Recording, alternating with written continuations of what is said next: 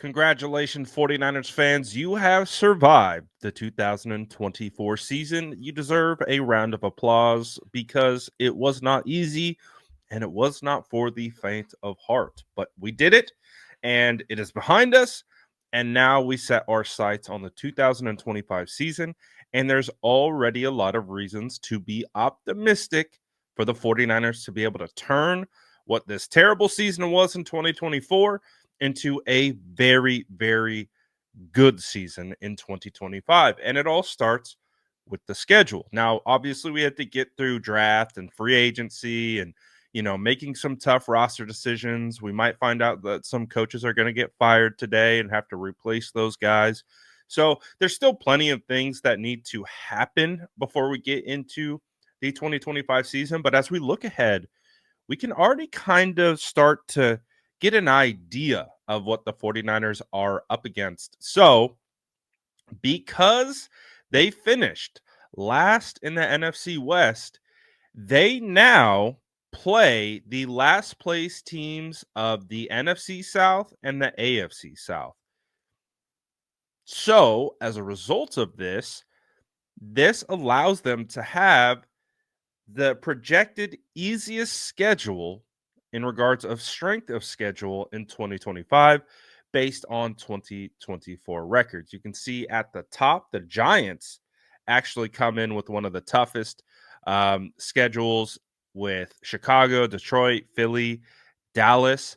But if you scooch on down all the way to the bottom, you can see right there at number 32 is the San Francisco 49ers, right below New Orleans, New England, Tennessee, Carolina, Arizona, and others.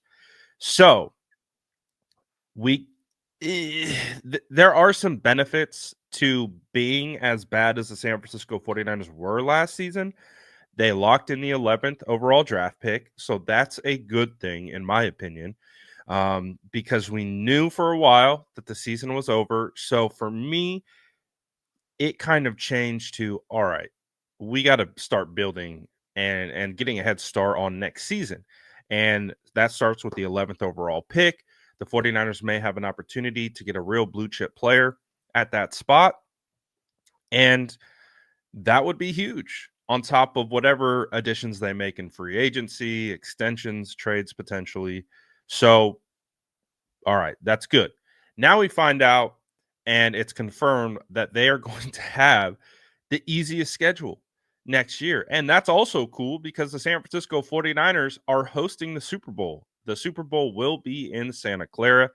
And hey, that it's a dream for these franchises to be able to play in their own stadium during the Super Bowl. So the 49ers have that opportunity. And you're going to have there's going to be a lot of changes to the roster. We understand this.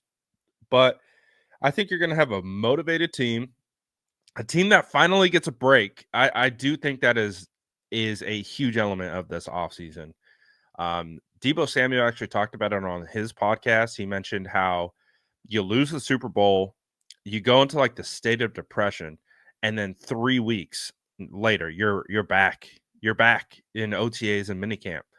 And that I think can present a challenge of not being able to like fully decompress from the year. And as we know, as fans, we never got a break because of the constant just off-season drama from last year. So what happens now is there will still be some drama this year, but the 49ers get about what feels like an additional 2 months to be able to work through draft prep, to be able to take a break. I mean, literally everyone on the San Francisco 49ers, staff, players, doesn't matter, go on vacation right now. Just leave, unplug, and just rid yourself of this past season and beyond, and just come back recharged, refreshed, motivated, and ready to go. And when you do that, you're going to have the easiest strength of schedule according to these metrics. Now, we also want to see rest differential. The 49ers had a historically bad rest differential last year. I'm not going to sit here and say that had a like I think it had an impact. I don't think it had a crazy impact, but when the 49ers are constantly playing teams coming off buys and things of that nature, it presents a different level of challenge. So we'll see what that looks like. We don't know what that is just yet, but all in all, I think as we kind of look at everything and we start to absolutely shift gears to the 2025 season, we are now fully in the off season. I'm super excited. I've just been waiting for this moment because the 2024 season has been torture. So I'm just so happy that now what we're doing is we're just kind of diagnosing, which we've already been doing for like the last 2-3 weeks. And so a lot of that is already done. Now we're just talking about, all right, how do we make the adjustments? What are the adjustments that need to be made? Who are going to be on the staff? Who are going to be the players? What is going to be the draft selection? And, how the 49ers are going to attack this. We do know that John Lynch and Kyle Shanahan will be returning, and they are going to continue to build a team that should be able to allow them to be competitive next season. Now, the 49ers clearly have a lot of business to take care of off the field. Brock Purdy. I'm of the impression that George Kittle will be looking for a contract extension. He is heading into the final year of his deal. He has a $22 million cap hit next year, and he deserves a raise. And I think all 49er fans would agree. I know 49er fans are a little bit timid of paying players currently with how the recent history of that has gone. But I mean, there are positive examples. You look at Jawan Jennings, he got a raise this offseason, and if he didn't get if he didn't get ejected for blocking too hard, he was just a handful of yards away from breaking 1,000 yards on the receiving on the season after only having less than 300 receiving yards just last season. So there are some good stories. I know a lot of fans are traumatized by paying players and seeing a decrease in production after they get paid, but it's not always that way. So George Kittle to me strikes me as a guy who won't be slowing down anytime soon.